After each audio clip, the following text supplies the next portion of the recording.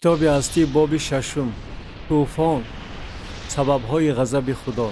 و چون آدمان بر روی زمین افزودن گرفتند و به آنها دختران تولد شدند.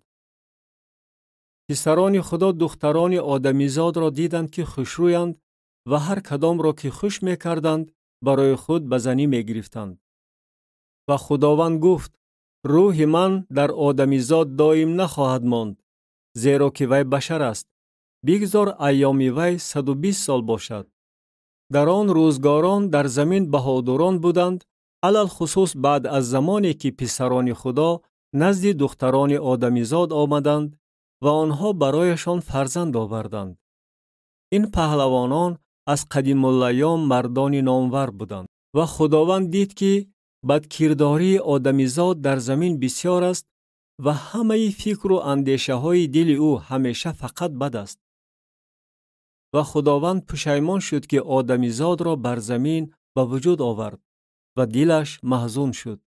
و خداوند گفت: آدمیزاد را که آفریدم از روی زمین محو می سازم، از آدمیزاد تا چارپایان، تا حیوانات خزنده و تا پرندگان آسمان محو می سازم، زیرا پشیمانم که آنها را به وجود آوردم. اما نوح در نظر خداوند التفات یافت. این است نسب نوح. نوح مرد عادل بود و در نسل خود پاکدامن. نوح پیش خدا راه می رفت. و نوح 3 پسر، سام، هام و یافت را به دنیا آورد. و زمین پیش خدا فاسد شد و زمین از ستم پر شد. و خدا زمین را دید که اینک آن فاسد شده است، زیرا که هر بشر راه خود را بر زمین فاسد کرده است.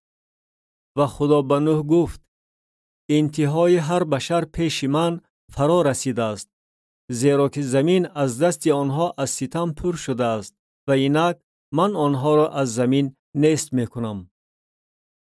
برای خود کشتی از چوب جوفر بساز، لانه ها در کشتی بنا کن و آن را از درون و از بیرون خیر بمال و آن را این طور بساز: قد کشتی 300 ذراع باشد، بری آن 50 ذراع و بلندی آن 30 ذراع.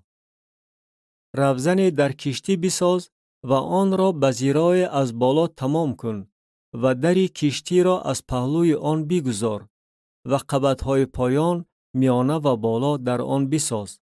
و اینک من طوفان آب را بر زمین می آورم تا هر مخلوقی را که روح حیات در آن باشد از زیر آسمان نیست کنم و هرچی بر زمین است خواهد بود.